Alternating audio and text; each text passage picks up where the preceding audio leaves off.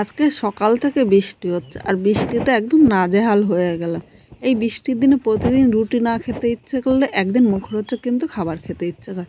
তাই ভাবলাম এইভাবে করে দিই, তরকারি করতে হবে না, রুটিও করতে হবে না। রুটি করা ছাড়া কিন্তু এইভাবে করে দিলে খেতে দুর্দান্ত লাগবে। অবশ্য তোমরা কিন্তু দেখো, আর কীরকম লাগলো কমেন্ট করে জানাতে কিন্তু ভুলো না। বৃষ্টির দিনে এরকম মুখরোচক কিছু হলে খেতে কিন্তু দুর্দান্ত লাগবে। এটি তোমরা সকালে বা রাত্রে ডিনারও কিন্তু করতে পারো, আর এটা খেতে কিন্তু খুব সুস্বাদু। এর সাথে কোনো তরকারি লাগবে না, এমনি তোমরা খেয়ে নিতে পারবে। তাহলে কিভাবে করলাম চলো দেখে নেওয়া যাক।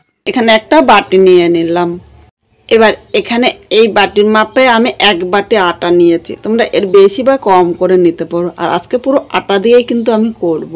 এবার এখানে স্বাদ অনুযায়ী লবণ নিলাম, শুধু লবণই দেবো, এর সাথে কিন্তু আমি আর অন্য কিছু মেশাবো না। প্রথমে লবণ মানে শুকনো উপকরণটা এভাবে মিশিয়ে নেব। এখানে লবণটা ভালো করে মিশিয়ে নিয়েছি আটার সাথে।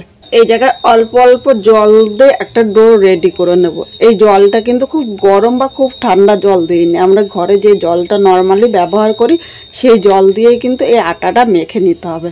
আর খুব বেশি উপকরণ কিন্তু এর সাথে মেশাবো না, খুব অল্প উপকরণ দিয়ে করে নিতে পারবেন আপনারা জলদি। এখানে আটাটা মাখা হয়েছে, আর দেখো খুব বেশি নরম বা খুব বেশি কিন্তু শক্ত করে মাখবো না।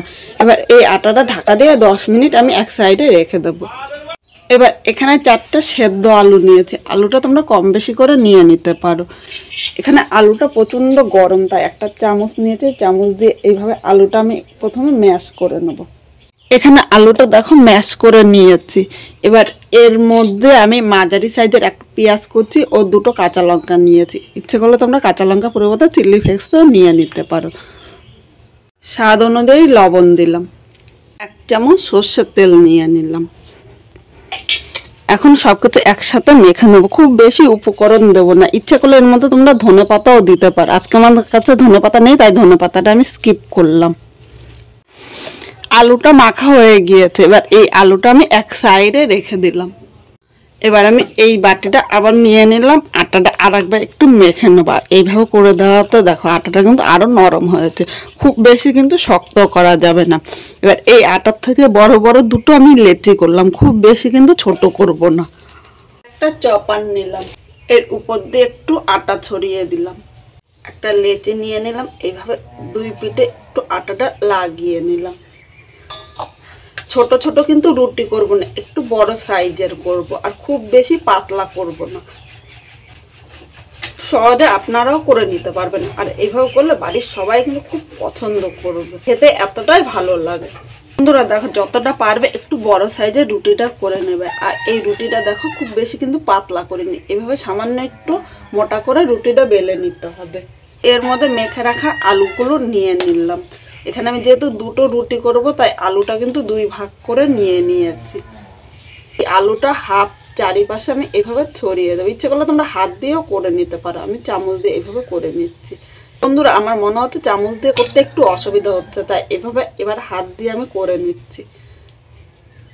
আলুর পুরটা হাফ রুটির মধ্যে এইভাবে নিয়ে নিয়েছি, আর হাফ কিন্তু আমি এইভাবে ফাঁকা রেখেছি। এবার চপারটা আমি এই পাশে এইভাবে ঘুরিয়ে নিলাম। এই দেখো এরকম রোলের মতো করে নিতে হবে, আর এর মধ্যে কিন্তু কিচ্ছু দেব না। এভাবে একটু গোল করে নিলাম যাতে এটা না খুলে যায়। এখন একটু এই সাইডটা হাত দিয়ে এইভাবে ভালো করে চেপে চেপে লাগিয়ে দিলাম, নাহলে কিন্তু খুলে যেতে পারে। এবার একটা ছুরি নিয়েছি, ছুরির সাহায্যে আমি কেটে নেব। খুব বেশি কিন্তু মোটা করব না, এরকম মাঝারি সাইজ করে কেটে নিতে হবে। এই 2 পাশটা আমি এক সাইডে রেখে দিলাম, প্রতিটা জিনিস কিন্তু আমার এক সমান হবে। এখন আমি হাতের মধ্যে সামান্য একটু আটা ছড়িয়ে নিলাম, তোমরা হাতেও নিতে পারো বা চপারের মধ্যেও নিতে পারো। এবার এটা দেখো হাতের সাহায্যে এভাবে একটু গোল করে নিলাম, গোল করে এইভাবে একটু চ্যাপটা করে নিলাম, খুব বেশি কিন্তু পাতলা করব না।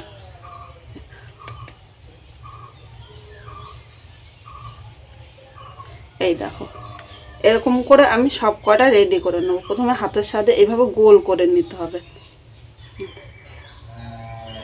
হাত দিয়ে এইভাবে চাপ দিলে কিন্তু হয়ে যাচ্ছে। তবে আমি সব কটা রেডি করে নিচ্ছি। বন্ধুরা এখানে একে একে সব কয়টাই তৈরি করে নিয়েছি। দেখো দেখতে যতটা সুন্দর হয়েছে, এটা করার পরে কিন্তু খেতে ততটাই সুস্বাদু হবে। এইভাবে করে তোমরা সকালবেলা করে নিতে পারো বা টিফিনেও কিন্তু করে দিতে পারো, দারুণ লাগে খেতে। এদিকে একটা কড়াই বসিয়ে দিয়েছি, কড়াইয়ের মধ্যে আমি এবার সাদা তেল নিলাম। তেলটা প্রথমে গরম করে নেব। তেলটা এখানে গরম হয়ে গিয়েছে, এবার একটা একটা করে আমি এর মধ্যে নিয়ে নিলাম। দেওয়ার আগে কিন্তু প্রথমে তেলটা ভালো করে গরম করে নিতে হবে। আর একসাথে আমি সব ভাজবো না, এরকম আমি চারটে চারটে করে ভাজবো। তোমরা তোমাদের সুবিধা মতো কিন্তু ভেজে নিতে পারো। আর এর উপর দিয়ে একটু তেল দিয়ে দিলাম, তাহলে উপরের নিচে সমানভাবে ভাজা হবে। আর এই সময় মিডিয়াম আগুনে ভাজতে হবে, খুব জোরে আগুন দেওয়া যাবে না, তাহলে উপর দিয়ে ভাজা হবে আর ভেতর দিয়ে কাঁচা থাকবে, তখন কিন্তু খেতে ভালো লাগবে না।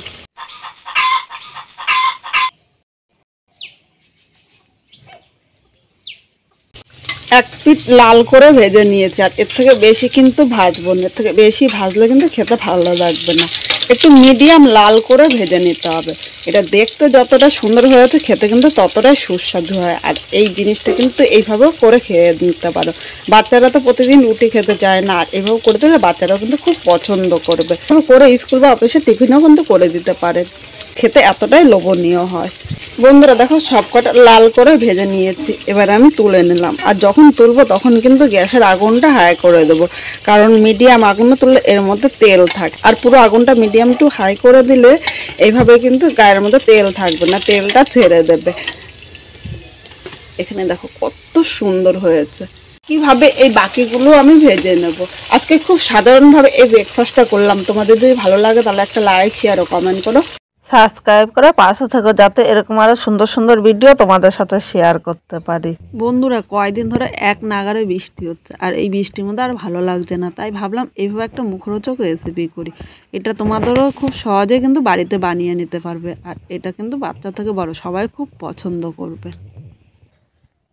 বন্ধুরা সব কটা তৈরি করে নিয়েছি, আর দেখো কত সুন্দর হয়েছে। দেখতে যত সুন্দর হয়েছে, খেতে কিন্তু ততটাই সুস্বাদু হবে।